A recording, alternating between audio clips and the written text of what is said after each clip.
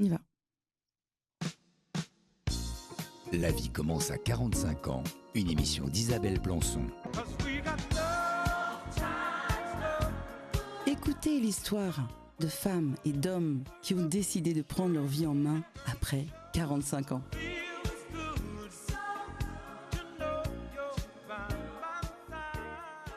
Coucou les amis, j'espère que vous êtes au rendez-vous cet après-midi. Alors la semaine dernière, on a parlé de dépression et de burn-out. Alors je continue dans la même veine, hein. On va parler de séparation et de divorce cette semaine.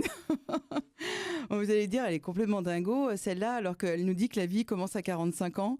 Bah oui, la vie commence à 45 ans, mais avec des épreuves. Et on en a tous, et c'est ça le thème, c'est en fait, on a des épreuves, on a des difficultés, mais malgré tout ça, eh bien, on est heureux, on en profite et on fait tout pour que ça aille le mieux possible. Et moi, mon but, c'est d'inviter des gens qui vont parler de ce qu'ils ont vécu, donc ce sont des témoignages, ou alors des experts qui nous donnent leurs conseils, et grâce à ça, c'est des outils pour essayer d'aller mieux.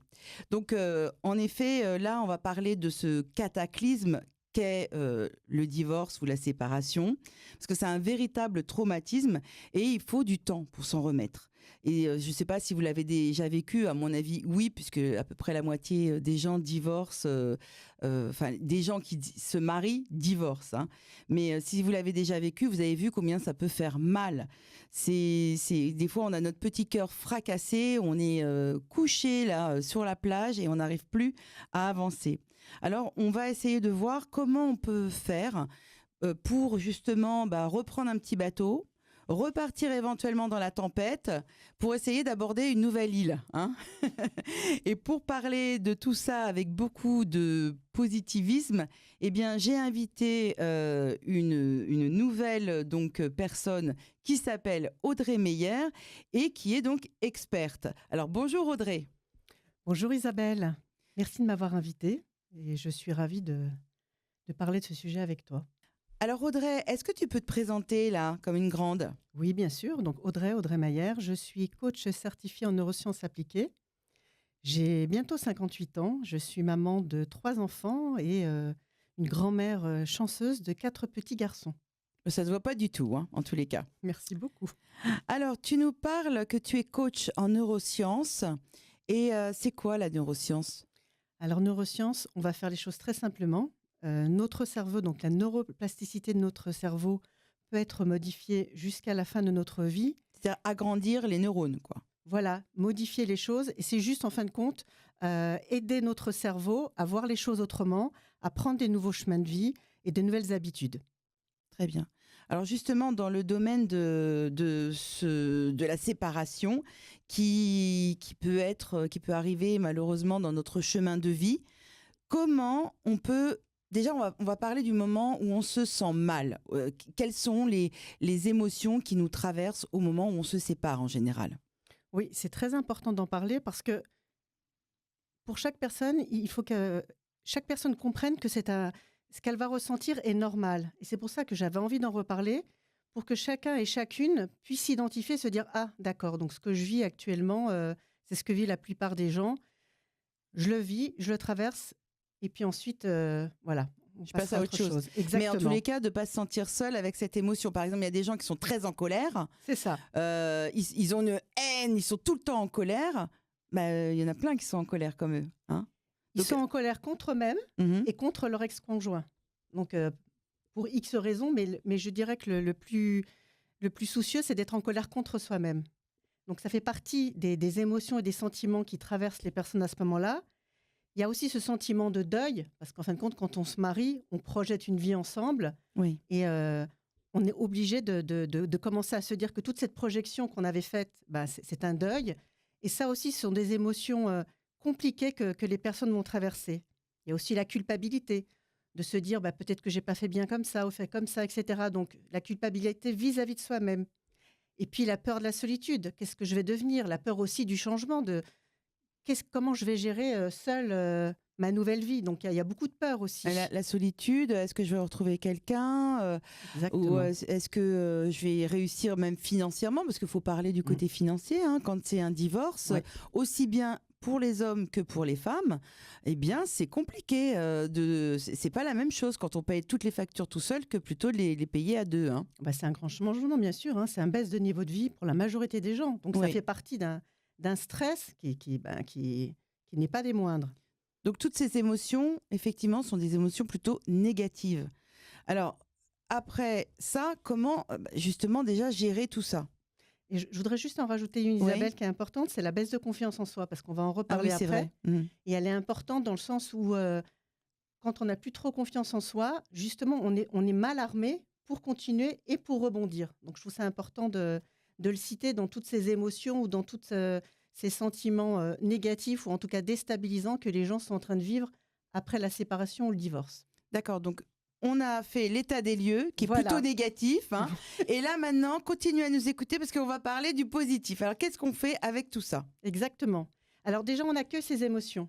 Ça, c'est très important de ne pas être dans le déni de ce qu'on est en train de vivre. C'est pour ça que je souhaitais qu'on en reparle, parce que les accueillir, c'est les vivre et les traverser. Alors que si les personnes essayent de les mettre de côté, le problème, c'est que ça les rattrapera plus tard. Donc déjà, accepter ses émotions, c'est normal. Et puis après, on peut commencer à écrire. Oui, Parce que une bonne idée. écrire, c'est figer les choses et c'est commencer à remettre de l'ordre dans sa tête, dans ses souhaits, dans ce qu'on est en train de vivre. On peut aussi... alors après, c'est rebâtir son identité. Oui, parce que tu disais qu'on avait, on avait une perte de confiance en soi. Donc justement, rebâtir son identité, c'est quoi? C'est réapprendre à se connaître. Pourquoi? Parce que souvent, comme tu le disais, il y a des couples qui se séparent jeunes, mais majoritairement, je dirais que les personnes entre 40, 50 ou plus, et la personne a changé. On n'est plus les mêmes. On a changé parce qu'on a traversé plein de choses dans notre vie. Et donc, il est important au moment où on est en train de vivre cette séparation de réapprendre à se connaître, c'est-à-dire connaître ses besoins, connaître ses valeurs, connaître ses envies. Parce que plus la personne réapprendra à se connaître, et puis elle saura de quoi elle a envie et vers quoi elle a envie d'aller. Oui, c'est un petit peu comme si on était naufragé. On prend justement un bateau et là, eh bien, on a un sextant et on doit aller dans une direction. Alors moi, je veux absolument que vous arrêtiez, chers auditeurs, de dire « Ah ben moi, je ne sais pas si je sais ce que je veux, mais je sais ce que je ne veux plus. » Stop, on arrête cette bêtise. On dit à partir de maintenant, répétez, moi maintenant je sais ce que je veux. Voilà. Parce que c'est comme ça que vous irez dans une direction. Sinon vous allez tourner en rond, hein, c'est obligatoire. Exactement. Et c'est pour ça qu'il est important de prendre ce temps pour savoir mais qu'est-ce que je veux? De quoi j'ai envie aujourd'hui? Qu'est-ce qui me fait vibrer? Ça peut être se reconnecter à ses passions oubliées. Ça peut être en découvrir des nouvelles. Oui, faire un sport qu'on n'a jamais fait, faire une activité artistique qu'on n'a jamais fait. Ça, c'est réapprendre à se connaître. C'est se reconnecter à soi-même. Parce qu'en fin de compte, pendant le mariage, bien sûr, il y a plein d'avantages, mais il y a aussi le fait que on s'oublie peu à peu. Parce qu'on est investi en tant que père ou mère ou pas, mais en tout cas, on fait des compromis, etc., etc. Et souvent, on s'oublie. Et souvent, on s'éloigne de soi-même. Donc déjà, le côté positif, je dirais, de se retrouver à ce moment-là de sa vie, c'est déjà se reconnecter à soi-même. Oui. Et alors, il y a autre chose aussi, tu me disais qu'il fallait accepter la situation pour pas être dans le déni. Exactement. Alors, on peut revenir dessus, bien sûr, parce que si tu ne vis pas la chose à ce moment-là, ça te rattrapera plus tard. Donc, le fait d'accepter le fait de se dire, bon, aujourd'hui, je suis seule. Aujourd'hui, alors, comme tu en parlais, les aspects financiers sont là. Aujourd'hui, je vais devoir gérer X choses toute seule. Ou les enfants seuls, etc. Etc., etc. Mais en tout cas, l'accepter, parce que si tu l'acceptes, déjà, tu vis ton instant présent. Tu n'es pas dans une projection de quelque chose ou dans un déni de ce que tu as vécu par le passé. Ça, c'est très important parce que moi, j'ai rencontré non seulement des hommes qui parlaient sans arrêt de leur couple, de leur femme. Par exemple, ils vivaient dans une belle maison, nanana, et puis en fait, eux, maintenant, ils vivaient dans un 2 pièces. Et en fait, ils n'arrivaient pas du tout à passer à autre chose, à la situation dans laquelle ils étaient. Ou alors, tu as des femmes aussi qui sont pendant des années et des années comme un petit corbeau sur l'épaule de leur mari, comme s'il leur appartenait pour toute la vie. Ben non, on est séparés, on est divorcés, ça y est, chacun reprend sa route et chacun prend son autonomie. Et le fait de ne pas être dans le déni va nous faire avancer. Exactement, c'est accepter la situation actuelle, l'accepter. Et puis pas se dire, ou alors même se dire dans un coin de sa tête, donc peut-être qu'on pourrait vraiment accepter la situation actuelle et justement y faire face. Déjà, ça peut commencer par justement réorganiser son espace de vie, réorganiser de nouvelles routines. Voilà, donc je suis seule aujourd'hui. Une fois que la personne déjà fait ce travail sur elle, de savoir de quoi elle a envie, qui elle est, se reconnecter à elle-même, recommencer à prendre confiance en elle, donc se remettre dans une nouvelle dynamique, dans une nouvelle énergie, parce qu'on a besoin d'énergie pour recommencer et pour rebondir, c'est s'organiser. Donc, réorganiser sa vie. Il faut organiser son espace de vie Exactement. pour avoir un chouette petit appartement, même si c'est un tout petit cocon, mais ça doit être sympa. C'est son nouvel espace de vie et quelquefois, c'est même avantageux. C'est-à-dire que quelquefois, quand on est un couple, on ne choisit pas toujours la décoration ou l'endroit où on vit ou ce qu'on a envie de faire. Des fois, on n'a pas envie de cuisiner, on n'a pas envie de parler, on n'a pas envie de... Là, c'est l'occasion de faire ce qu'on veut au moment où on veut. Exactement. Le soir, on rentre en pilou-pilou et on se fout devant la téloche avec une soupe. On n'a pas à cuisiner ni à faire des tas de... Bon, alors, malheureusement, la première partie de l'émission, elle s'arrête. On va écouter une musique super chouette que tu as choisie, c'est I'm Alive. Exactement. On est dans la vie.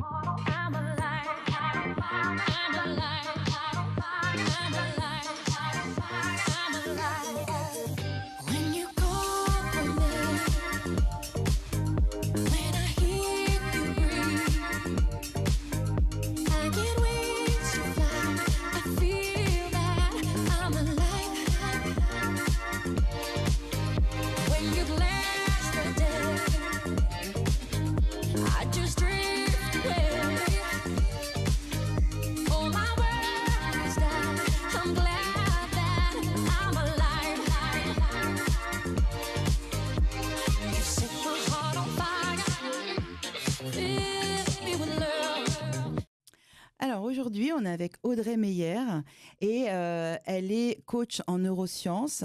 Et en fait, on est en train de parler toutes les deux de comment s'en sortir après une séparation ou un divorce. Donc, dans la première partie, on a expliqué un certain nombre de choses qui étaient des conseils pratiques. Et là, on va encore vous en redonner d'autres. Donc, écoutez attentivement si vous êtes dans ce cas-là. Alors, est-ce que tu m'as dit que c'était important de trouver des nouvelles activités? Exactement. Pourquoi ? Parce que justement, c'est se reconnecter à soi-même. Les activités, c'est ce que tu vas choisir, c'est ce qui te fait vibrer. Par exemple, si tu aimes danser, ou si tu aimes courir, ou si tu aimes nager, ça peut être aussi... alors, je parle d'activités sportives, mais ça peut être aussi des projets créatifs.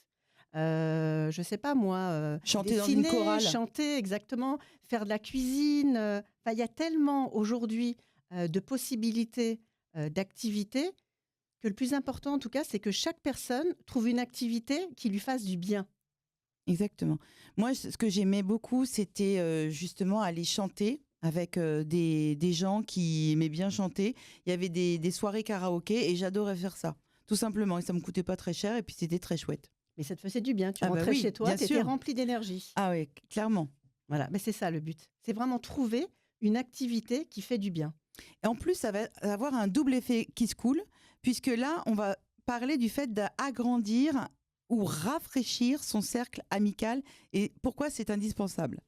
C'est indispensable parce que c'est ça qui va remettre la personne en énergie. Alors, souvent, je ne veux pas généraliser, mais on peut perdre des amis ou des copains de vue quand on est en couple. Oui, c'est souvent quand même, après un divorce. C'est l'occasion en tout cas de rappeler des personnes qu'on aimait bien, des personnes avec qui on avait... des points communs et des personnes qui nous mettent en bonne énergie. Pas rappeler des gens qui étaient toxiques ou avec qui on avait des relations tendues. Choisissez. Oui, ou qui nous disent oui, mais tu sais, t'as pas fait ci, ou alors t'étais un peu comme ça, quand même. Hein. C'est vraiment choisir des gens qui vous font du bien, pas des gens qui vont vous tirer vers le bas. Ça, c'est très important. Ton ex-mari, qu'est-ce qu'il était mignon, hein. Oh, qu'est-ce qu'il était gentil. Hein.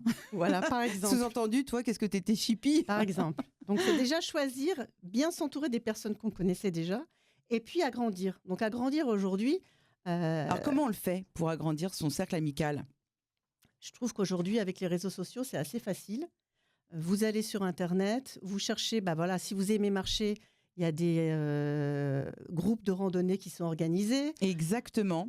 Un peu partout. Un peu partout. Si vous aimez aller faire une exposition d'un musée, il y a des groupes qui organisent ça. Si vous aimez même apprendre une nouvelle langue, je l'avais lu, les gens se retrouvent dans un café et vous pouvez apprendre l'anglais. Enfin, il y a X manières aujourd'hui d'agrandir son cercle social.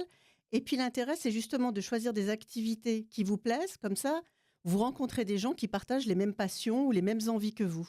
Alors vous allez me dire, bah oui, mais où je vais trouver tout ça? Alors déjà, si vous allez sur mon Instagram, vous verrez que je vous ai fait, en haut de mon Instagram, il y a un condensé de toutes les applications amicales que l'on peut trouver, parce qu'on pense toujours application amoureuse, mais il y a des applications de rencontres amicales autour du sport, autour d'activités comme j'ai envie d'aller à un concert, je le mets sur l'application, il y a d'autres potes qui veulent aller à ce concert-là, hop, on y va ensemble. J'ai envie de faire de la poterie. Tiens, moi, je veux faire de la céramique. L'autre fois, c'est ce que j'ai fait. J'étais dans un café céramique. Voilà. Je me suis éclatée à faire mon petit bol pour Noël. Là, si vous avez envie, vous pouvez faire tous vos petits bols, ou tous vos petits cadeaux de Noël pour pas grand-chose. Et en plus, vous allez parler avec les autres personnes. C'est ce que j'allais te dire. Je suis sûre que tu as rencontré des gens très sympathiques. Ah, mais totalement. Mais il y a des années, j'étais célibataire. Je me suis inscrite sur une application. Et en fait, ils avaient organisé une soirée. Je ne connaissais personne. C'te honte. Je suis arrivée, oh là là, la honte. Et puis en fin de compte, parce que quand on me voit, on se dit, mais elle n'est pas du tout timide. Bien sûr que si. Et j'ai rencontré des gens avec qui je suis encore amie 15 ans plus tard. C'est génial. Mais je suis sûre qu'il y a plein de gens comme toi qui y sont allés seuls. Ça demande un certain courage au début. Ça demande un certain courage. Mais après, se mettre dans l'action, déjà, on est fier de l'avoir fait. Oui. Et puis après, on rencontre obligatoirement des personnes avec qui on va discuter. Et évidemment, on rentre dans cette nouvelle dynamique qui nous aide à recommencer cette nouvelle transition de vie qu'on choisit totalement. Et toi, tu me parlais que tu aimais beaucoup faire des retraites. Voilà, moi, ce que j'ai fait pendant mes périodes de célibat, ce sont des retraites de yoga. D'accord. Donc, je partais 3-4 jours avec des femmes que je ne connaissais absolument pas. Et en plus, on dormait ensemble, on partageait beaucoup de choses ensemble. Et à chaque fois, ça a été des moments merveilleux. J'ai rencontré des femmes magnifiques qui venaient, elles aussi, toutes seules. Et vraiment, ça a créé des liens. Il y en a certaines que je revois. Et c'était des moments qui m'ont complètement rempli. C'est-à-dire que je rentrais chez moi avec une nouvelle dynamique. Et puis surtout, voilà, avec des nouvelles envies. Je me restimulais pour avancer. Et puis des expériences partagées, parce que les autres te racontent aussi des fois leur divorce, mais chacune etc. racontait. Puis quelquefois, on se rend compte que nous, on est mieux lotis qu'elles, donc il y a aussi ça. Hein. Et puis, ça fait du bien d'entendre les partages des autres, de se donner des conseils. Tout à fait. Parce que toi-même, donner des conseils aux autres, tu te sens utile, tu te sens que tu partages quelque chose, que tu contribues à quelque chose. Et ça aussi, ça fait du bien. Tu m'as parlé aussi de lister des projets. Oui, tout à fait. Ce qui est important dans la vie pour avancer et pour se remettre dans une nouvelle énergie, je dirais, et pour rebondir, puisque c'est quand même le thème de notre émission, c'est d'avoir de nouveaux projets de vie. Donc, des nouveaux projets, ça peut être un projet professionnel, mais ça peut être un projet aussi personnel. Ça peut être voyager, ça peut être professionnellement faire une nouvelle formation pour peut-être modifier son travail. Oui, reprendre ses études. Exactement. Parce qu'en fait, quelquefois, quand c'est des femmes, on a des fois élevé les enfants, on avait un petit boulot parce qu'on était à deux. Et puis là, maintenant, il faut mettre du beurre dans les épinards. Donc, moi, c'est ce que j'ai fait. Hein. Après mon divorce, j'avais pas travaillé. Je peux vous dire que ça a été très, très difficile. Mais je me suis formée et j'ai retrouvé un travail bien payé, bien rémunéré. J'avais plus de voiture. J'ai dit à ma fille, écoute, dans 1 mois, je reviens et j'ai une voiture. Et je suis revenue avec une voiture de fonction. Hein. Incroyable. Incroyable. Non, mais les projets, c'est ça qui te met en action. C'est ça qui est important. C'est ça qui te permet d'avancer. Le projet, c'est vraiment... c'est pas obligé... Les personnes ne sont pas obligées d'avoir des projets très compliqués. Il y a même moi, je parle toujours du petit pas par petit pas. Mais c'est déjà essayer de se projeter, de s'imaginer. Ça, j'aimerais bien le faire. Ça me ferait du bien. Ah, ça, si dans quelques mois, je pouvais aller même mettre un petit peu d'argent d'économie pour partir un petit week-end quelque part dans un endroit où vous avez toujours rêvé d'aller, où vous n'avez jamais été, même dans un pays d'Europe. En Europe, il y a des villes magnifiques comme Budapest, Prague, par exemple. Écoute, là, tu allais m'enlever les mots de la bouche parce que je voulais voyager aussi après mon divorce et j'avais pas trop de sous. Donc, qu'est-ce que j'ai fait ? J'ai emmené mes enfants et je leur ai dit, on va faire les marchés de Noël. Et donc, on est parti, j'ai organisé 500 km par 500 km. Et donc, on a fait Strasbourg, Prague, Budapest Tu vois. et Vienne. Et tout ça à 3 dans la même voiture. Bon, j'avais pas pensé, il y a eu une tempête de neige de dingue. Bon, il y a eu des péripéties, mais c'est un souvenir mais magnifique avec mes enfants. Donc, il faut faire des projets même si on est tout seul. Exactement. Et j'imagine que quand tu te projetais en t'imaginant voyager avec tes enfants, tu devais être déjà super heureuse, dans une belle énergie, excitée par ce projet. Je pensais pas que je serais capable et finalement, une fois que je l'ai été, tout était possible.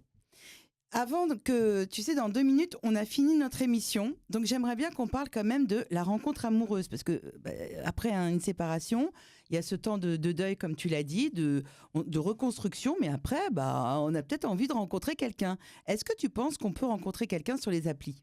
Oui, oui, oui, bien sûr. Bien sûr que l'on peut.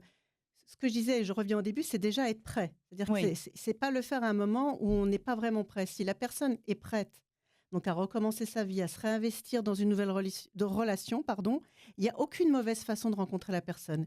Et aujourd'hui, c'est vrai qu'en 2024, les applications font partie des options. Et je connais plein de personnes autour de moi qui ont construit des vrais couples solides en rencontrant la personne sur une application.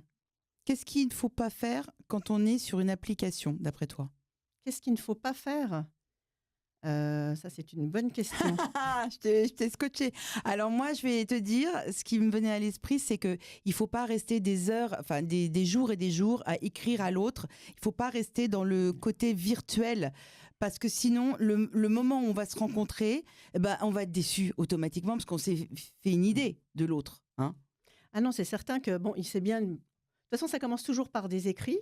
Mhm. Après, ça passe souvent par le téléphone et la voix, c'est déjà très indicateur si la personne ou pas pourrait être susceptible de nous plaire. Et en effet, si la voix est convaincante, après, il est bien de se rencontrer et en effet de ne pas fantasmer quelque chose pour être encore une fois dans le concret et voir si avec cette personne, il pourrait y avoir possibilité ou pas. Et puis, il faut se donner aussi le temps de rencontrer parce qu'il y en a, ils ont des listes de dingues. Alors, est-ce que tu veux te remarier ? Comment sont tes enfants ? Est-ce qu'on prendra un appartement ?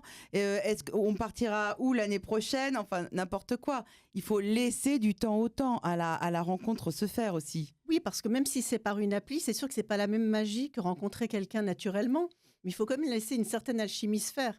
Parce que si dès le début on sort sa liste, je pense que la personne qui est en face peut prendre ses jambes et partir en courant. Hein. Oui, mais bon, avant, on allait en boom, puis on s'embrassait et sur un slow, c'était quand même aussi très moyen comme échelle de rencontre. Hein. C'est vrai. Et pourtant, des fois, là-dessus, on est resté 20 ans mariés. Ma mère et mon père se sont rencontrés comme ça et ils ont été 50 ans mariés. Hein. C'est pour ça qu'il n'y a aucune mauvaise façon de se rencontrer. Voilà, donc on vous rassure, si vous voulez aller sur les applis, allez-y. Par contre, attention, il y a une bonne manière de le faire. Je vous précise que le 3e épisode de La vie commence à 45 ans, vous le retrouvez dans mon podcast, vous explique point par point ce qu'il faut faire et pas faire si vous voulez rencontrer quelqu'un sur une appli. Eh bien, parfait. Bon, en tous les cas, toi, on peut te retrouver en tant que coach si on a besoin d'être accompagné. Qu'est-ce que tu peux proposer aux gens qui vont te contacter ? Aujourd'hui, moi, j'accompagne principalement les gens en transition de vie parce qu'on vit des transitions de vie constamment, que ce soit après justement une séparation, un divorce, une perte de travail, un deuil, à l'abord de la future retraite. Oui. Donc moi, j'ai un site internet. C'est facile, vous tapez Audrey Mayer coaching, vous allez me trouver très facilement. Et donc moi, j'accompagne les personnes justement à rebondir. Comme je te le disais au début, c'est vraiment réapprendre à se connaître, reprendre confiance en soi et aller dans la direction qui correspond à chacun. Parce que j'estime qu'il n'y a aucun moment dans la vie où on doit subir sa vie, on doit la vivre. Chacun et chacune mérite d'être heureux. Donc vraiment, moi, ce qui donne sens à mon accompagnement, c'est d'aider les gens à retourner vers leur indépendance pour faire leurs propres choix et pour retourner dans une dynamique et une joie de vivre. Et vraiment, je pense qu'il est nécessaire parfois de se faire accompagner. Avant, on faisait des psychothérapies qui duraient des années et des années. On grattait la plaie, on faisait saigner les traumatismes. Maintenant, on va y aller avec beaucoup plus de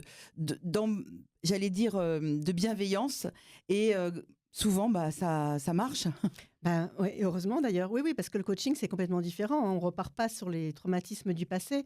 C'est vraiment aujourd'hui et demain. Donc, on part dans une dynamique. Il y a des actions et des petits devoirs à faire chaque semaine. Et c'est quelques mois, c'est un accompagnement de quelques mois. C'est vraiment aller devant, vers son avenir, avec toutes ces prises de conscience, parce qu'on parle beaucoup. Enfin, moi, j'accompagne la personne à parler, hein, je l'influence en rien, mais dans ces prises de conscience, la personne discerne vers quoi elle a envie d'aller aujourd'hui. Merci beaucoup en tous les cas de nous avoir accompagnés cet après-midi. La semaine prochaine, j'aurai un nouvel invité comme d'habitude. Je vous remercie pour votre fidélité et je vous embrasse. Merci beaucoup Isabelle.